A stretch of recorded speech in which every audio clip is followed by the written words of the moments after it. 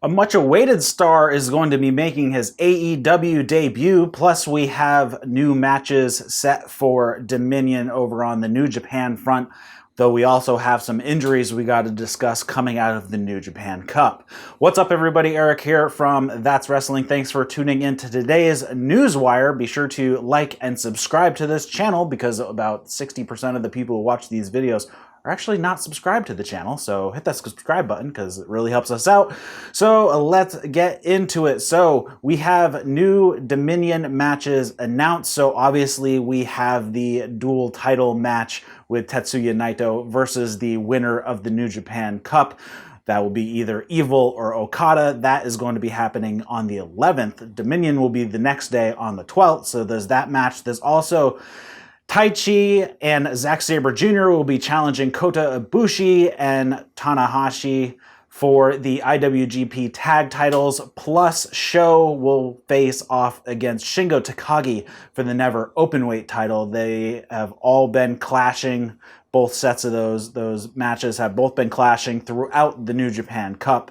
Also, we have some more insight on what's going to be happening the rest of the year in New Japan. They are still planning on doing the G1 this fall. Usually the G1 would be starting around now or in about a week or two. And this year they actually had already pushed it because the Olympics were going to be in Japan this year, but that has been pushed till next year. So we'll see if they end up pushing the G1 again next year. I'm guessing they'll have to if the Olympics are actually going to go forward next year. But anyways, they have the G1 set to happen this fall. They're still planning on going through with that, so good to hear on that front. Plus, we have some more shows have been scheduled in July. On the 20th, we have a New Japan Road show. So usually that's just kind of like a house show for the most part. I don't expect anything big on it. And then we have Sengoku Lord in Nagoya. That will be on July 25th.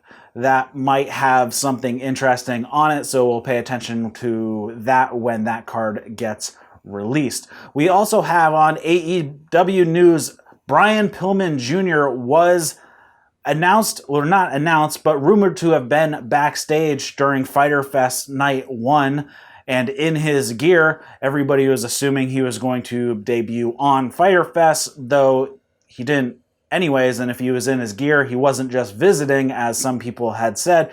He was actually there to do a match on AEW Dark. And then it was announced earlier today when they released the card, which is going to be an 8 or 9 match card. Brian Pillman Jr. will be on AEW Dark this week on Tuesday. So interesting to see him. Plus, MLW seems to be okay with their talent going other places, and New Japan has also said that they seem to have a bit of a relationship with MLW at this point, and they're expecting to see more of their talent in New Japan this year because MLW is not planning on running until they're 100% sure everything is safe to go. So it could be until next year by the time they do that. And the former MLW champion Tom Lawler is taking part in the Young Lion Clash shows, and I'm guessing he will be doing some stuff in Japan once travel restrictions are lifted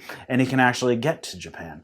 So lastly, we have some bad news coming out of the New Japan Cup. We have 2 serious injuries to talk about. Yoshi-Hashi and Yo both suffered knee injuries. Yo has confirmed that it is an ACL tear, so he is going to be out for a good long time. Obviously, he's going to need surgery because it was a tear. And then Yoshi-Hashi, it's still up in the air on what it actually is. There's been no confirmed news specifically.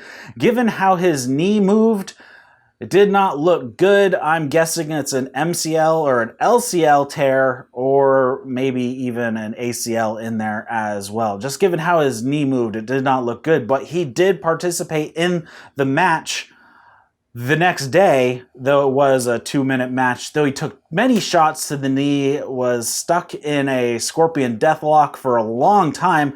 So if it's really that bad, I'm not sure. If it's already torn all the way, does it really hurt anymore? Because you're not actually putting any pressure on the ligament tear because it's already gone. So I'm not sure. I've never torn my ACL, so I couldn't tell you how it actually feels being worked on once it's already torn. So that's that. So it looks like Yo is going to be out for quite some time. Yoshi-hashi is still unconfirmed on what his injury is, but a ligament tear does sound like it's probable. And some people have even said it might actually be career-threatening, which that would imply it's worse than just a single ligament tear. It could be multiple ligaments and tendons.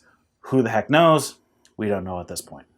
So that's all I have for today's Newswire. Be sure to tune in tonight at 7 p.m. Eastern. We will be going over New Japan Cup nights 6, 7, and 8 in a full review rundown here on the YouTube channel. So thanks for tuning into the Newswire, and I'll see you next time on That's Wrestling. See you later, guys.